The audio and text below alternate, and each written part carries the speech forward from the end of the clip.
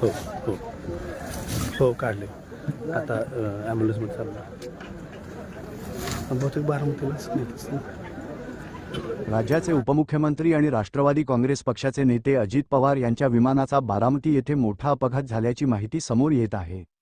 आज बारामतीमध्ये उपमुख्यमंत्री अजित पवारांच्या 4 सभा होणार होत्या. जिल्हा परिषद आणि पंचायत समिती निवडणूक प्रचारासाठी या सभांचे आयोजन करण्यात आले होते.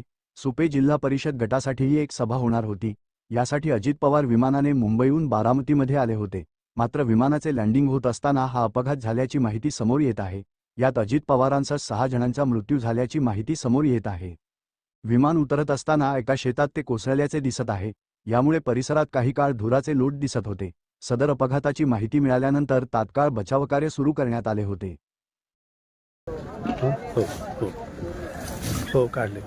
आता ॲम्ब्युलन्समध्ये चालला. बहुतेक बारामतीलाच नेत असतील.